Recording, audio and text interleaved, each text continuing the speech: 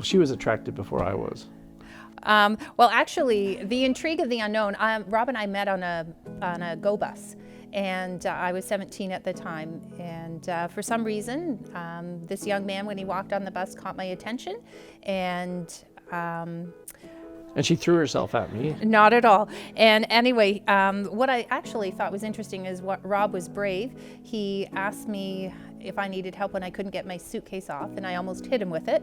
And then he still was brave and pursued and asked me if I knew what time it was. And when I walked away from him at that time, the third time, he actually asked me a question and we started talking. So I was intrigued by his persistence.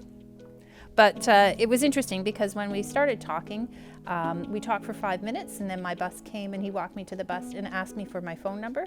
Never ever have I given my number out to a total stranger, but for some reason I felt that okay and gave him my number, and he remembered it.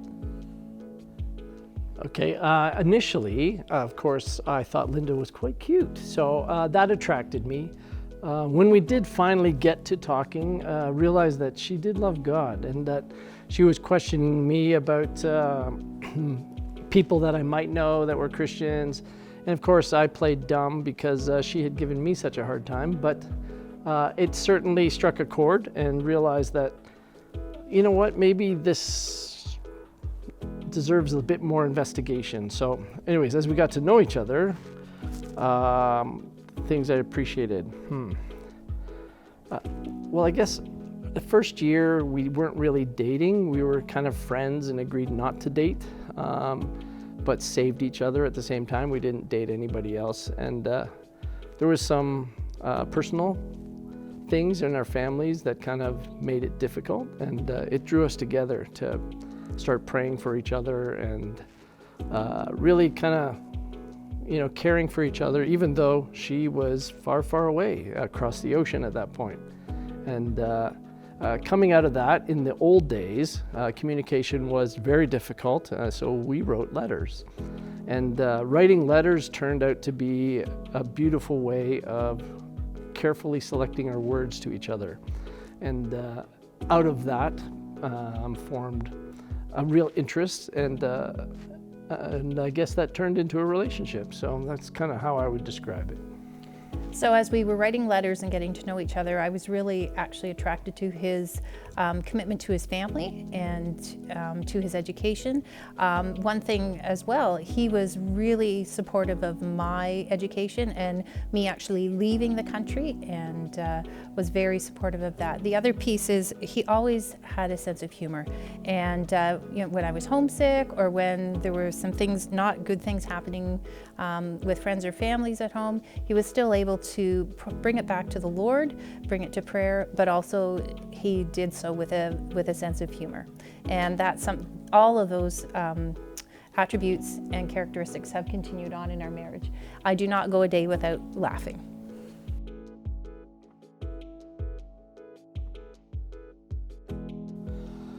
Yeah, we touched on it briefly. I think certainly the physical attraction was there, and as we wrote letters, we developed an understanding, and I guess at that point we probably didn't realize it, but we started to see God working in each other's lives and kind of going, you know what, they're pursuing God, and I want to kind of journey along with them to see where this goes. In terms of dating, I think our target really was to have fun, at least initially. So we did a lot of adventure and, not necessarily sitting around. And we did a lot of stuff with other people. And then as our relationship developed, we would spend more time and it was just us talking and kind of deepening our interest and love for each other. So I think going slow is good. I think finding ways to communicate and talk about things that matter is good. And you know what? Having fun and adventure is always fun. So I don't know. I think there's also other parts where we would spend time just studying the Bible and praying together. That kind of deepened our growth towards God and each other as well. Yeah, so I agree with Rob that the letter writing was actually pivotal in the foundation of our friendship, because I was 17, and had we started into a more serious relationship here, it would have been fully around activities and probably not as much talking, because I was young, I was immature, and I'm still immature, but I was young, and so it was really great to actually be able to put our thoughts on paper and navigate some of that, also to share our learnings, and it just helped us to understand what each other's values were, and it was easy to see so early in our relationship that our values were aligning, and so it allowed us to safely have some of those conversations easily when we got home, because we'd set that foundation already, or we could ask questions back and forth in letters. So that was actually excellent. And again, as Rob shared, most of our dates were around activities, not just sitting around. That's something that even still, Rob and I, it's hard to make us sit down. Even this, we're, a little fidgety, but we love to be busy, and we love life, and we love to be exploring and outside. And if there wasn't a game to be had, we created one. It was not uncommon to find us, they had horses, we'd go horseback riding. We also used the pasture to play mini putt, and you can well imagine that the manure were the targets. I mean, just crazy, silly things like that. And we also spent time together in prayer together, and we would, in our phone calls when we were in university, we would say, hey, can you pray for this and that was really foundational for us. The other thing is, because we were in different cities when I did come back for school, we had to be really intentional about spending when we did have time together, spending that time in a meaningful way, and not wasting that time. But we also included a lot of people in our friendships, and his friends became my friends became his friends, and it was crazy when I came home from England. We'd been letter writing, but at the airport, his parents were there, and they'd become good friends with my parents. His brother and sister were good friends with my family. So I was a bit concerned, because I thought, well, what if I don't like this guy after all this time? But not a choice. Yeah. But it was great, because he invested in my family, and I was able to invest in his as well. And so that was great, because we both felt supported in our friendship as well as then in our relationship and marriage.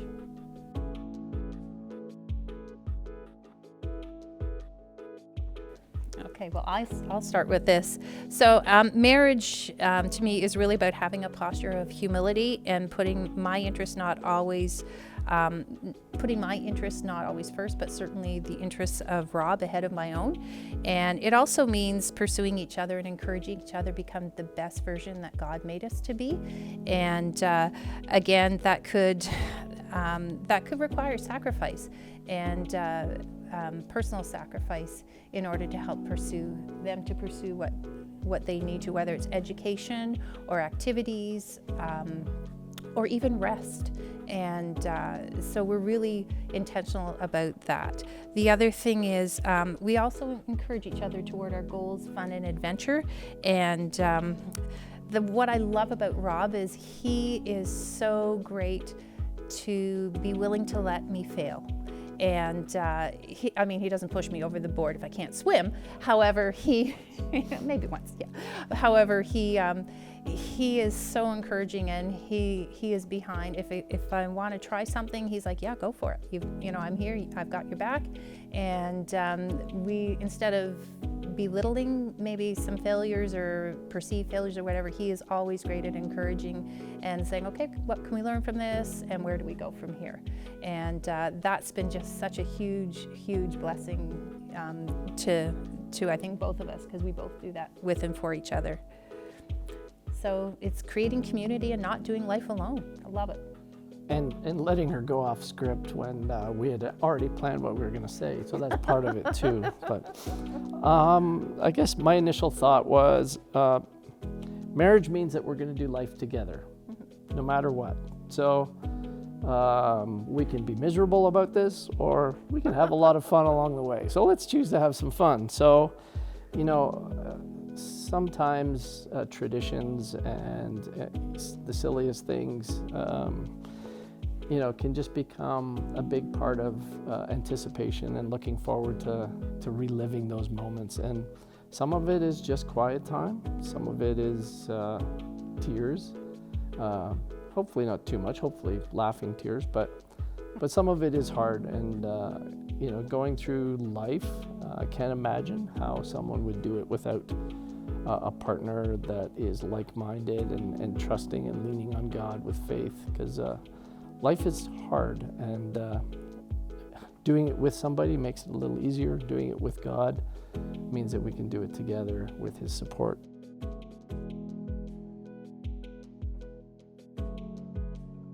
I think this part is a hard part to keeping it spicy, because the busyness of life, and there's so many good things that draw our attention. The person that you care about the most, you can show the least attention to, and that's not intended. It's just sometimes how it happens. So we've tried to carve out kind of untouchable time, maybe not as regular as we could, especially since when we were first married, Lynda was on shift work, but to kind of go, okay, this is our time, let's go for a walk, or let's connect, let's look for some, intimate, whether, whatever that moment is, just to kind of spend time and let each other know how much we care for each other. So I think that reassurance and kind of hitting the stop sign on life is a big part of it. Yeah. And one of the things that we did early in our marriage is we actually did the exercise to understand our love languages, and that actually really helped to kind of make sense of some of our behaviors and things, and helped us navigate that, so that we were intentional about making sure if it was quality time that we carved out that quality time. I love giving gifts, and Rob, didn't really get that I also love receiving gifts, but he's good at that now. And they don't have to be fancy, but just even a little note on my pillow, or just a little something, just little things to let us know that we care about each other. And certainly intimacy, whether it's emotional, physical, or spiritual, is something that needs to be along a continuum and happen all through the day. It's not just a honey, I'm home. So he's great to call me during the day, and I know I often text him and call him during the day as well, just to let each other know that we're thinking about them, love them, or flipping a text. He is really good as well as. There was that one time in the park. No. Yeah, no, that we won't tell that one. Anyway, but the other thing is because quality time is important. We are so intentional, and we were early in our marriage, to travel. It allows us, because both of our jobs are really demanding, it allows us to step out of the busyness of life, shut off our phones, and really be 100% all in with each other, and allows us to kind of regroup and really just love on each other uninterrupted. And that's so important. And I encourage, whether it's a weekend away, one of the things that we did when we didn't have any money is we would put the car somewhere or in the garage or whatever, and everybody thought we were away, and nobody bugged us the whole weekend. And you could be at home and ordering in, and just pretending you were at the night chalet or the spa or whatever, and just setting aside that time and keeping it fun. And the other thing is being considerate of each other. And if there's big decisions or changes in schedule, we're really intentional about communicating that. Again, managing expectations. If you don't manage the expectations, you can, in the morning, be kissing each other goodnight and looking forward to reconnecting in the evening. But if there's that unmet expectation, Rob comes home anticipating one thing, and I could maybe be disappointed in something that happened in the day, and there goes any of his evening plans. So again, yeah. So really make sure that we're navigating expectations.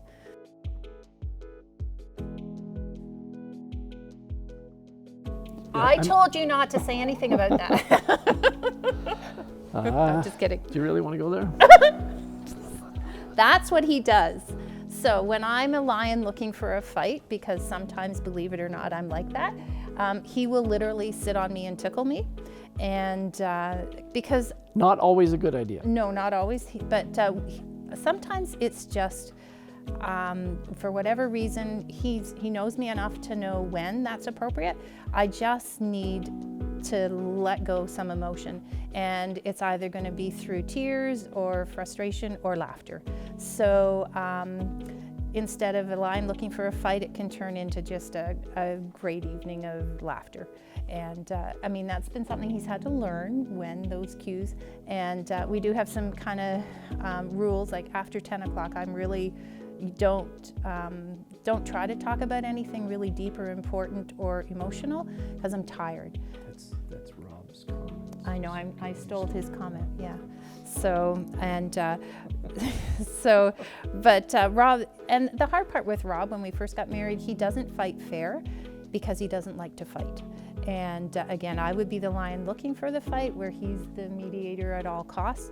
And so we had to learn, I probably had to learn how to communicate better my frustrations, expectations, and things like that. But I don't, he's never, we don't slam doors. Well, there was once. And I did tell him that his hockey stick was going to be in bed, not me, because it gets held more than I do. But that was a hockey thing that, but he's dealt with that. Early on, I think there was some high emotions and trying to figure stuff out.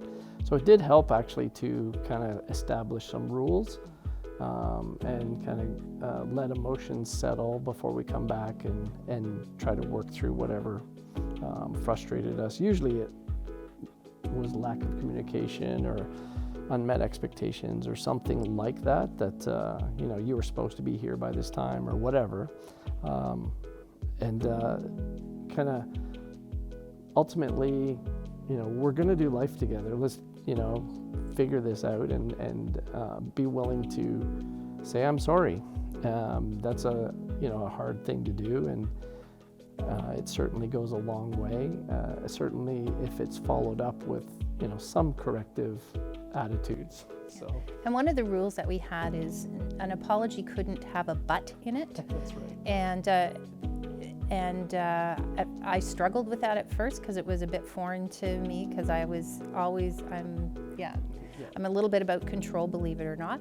And she'd say, I forgive you, but if you ever do that again, and I would say, well, then you don't forgive me, because the but cancels out the forgiveness. But anyways, we had to kind of work through that. Yeah, but there's a but, right? The interesting thing is, though, it has really modeled to our kids some healthy communication about forgiveness, and even at work, it's something that I was able to model to my staff, and I know you have as well. And it has changed my perspective and my platform and my posture as far as forgiveness.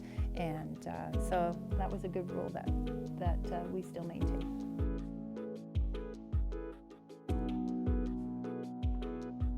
Do I get to go first this time? Sure. I have to ask permission. So. Oh, that's a secret. No.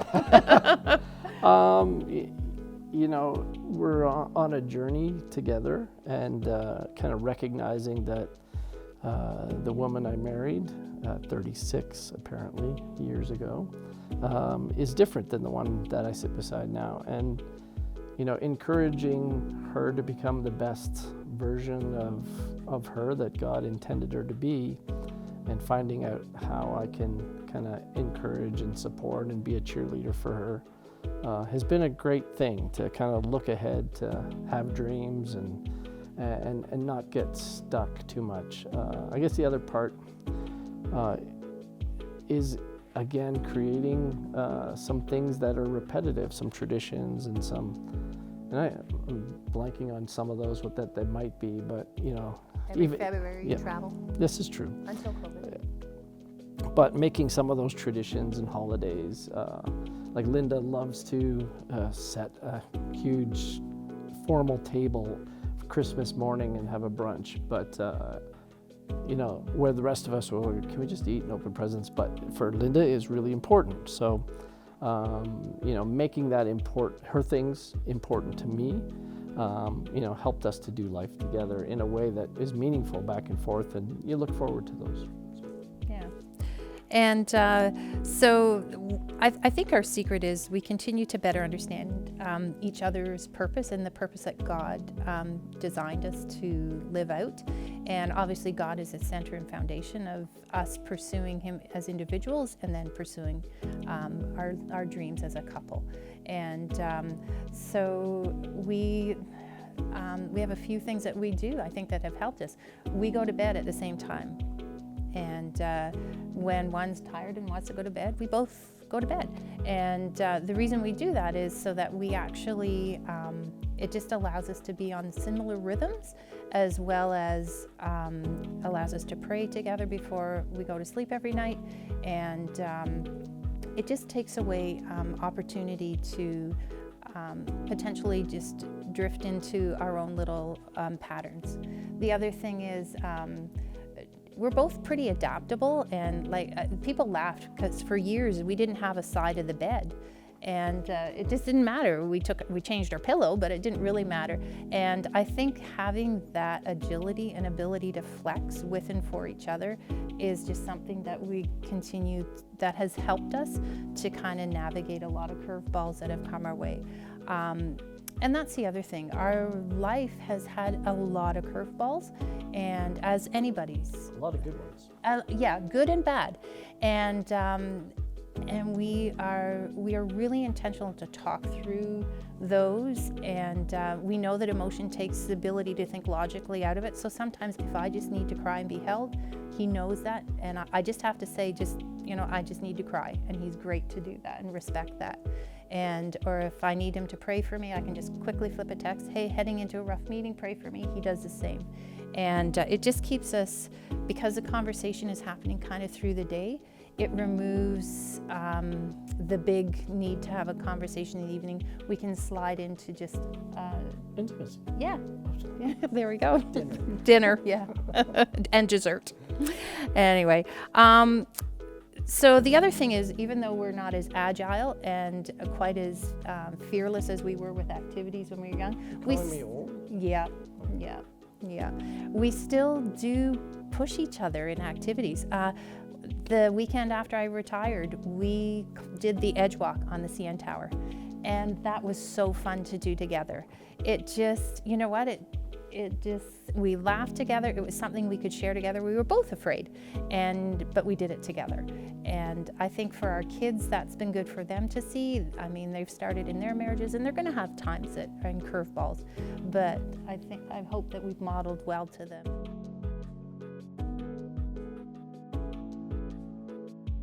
Well, there's no secret to this. It's marriage to a large degree for us is about, giving up some of your rights and making the other person's rights and desires and dreams as, if not more important than your own. And, that's a challenge. And there's a big part of me that still doesn't want to do that. But, if it means that it makes her happy because I fold the towels a certain way, I'm going to learn, because it's important to me that, that's important to her. So, sacrifices kind of start with an attitude, and a lot of them are little. If I'm exhausted, come home, I just want to sit on the couch, but she beat me to it. She's already on the couch with a blanket and her computer or whatever. And I sit down and she's like, oh, while you're there, do you mind getting me something? The easy thing would be go, look, I just sat down, get it yourself. But, that's not really a sacrificial point of view. So most of the time, maybe not always, but most of the time, you know, agreeing to kind of like, yeah, no problem, I'll do that for you. And I think having that attitude of service toward each other takes a bunch of gut checks along the way sometimes, because, you know, we are selfish by nature, and giving that up to make the other people happy, or your spouse happy, is really important. And it's really, it's worth it in the end. So. And I do think sacrifice is, as Rob said, it's actually putting the needs of those around you ahead of the needs of your own. And I think because our values are aligned, and because we know that the ask of the other person isn't going to be self-based, that it's actually, especially as our marriage and as our relationship has continued to grow, it's easier and easier. I think when you first start out, because you haven't got that foundation of trust and depth of understanding of each other, that it can be a little bit more challenging. But the rewards of loving unconditionally and putting someone's needs ahead of your own, God grows something in you as a person that can't develop without having that selfless posture.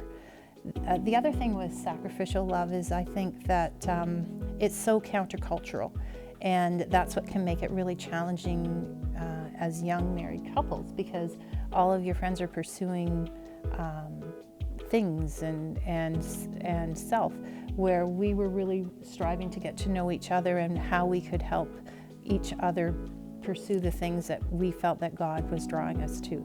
And I think that really made a difference in our marriage, and I think it's made a difference with our kids as well. When I watch some of the choices and some of the things they've made, they're not perfect, but they didn't have perfect examples. No, they did not. But I think Christ was the ultimate example of sacrificial love, and literally he was willing to come and die for us. And I know that if I needed Rob to do anything for me, I know that I could depend on him to do whatever I needed, and he would do the same for me.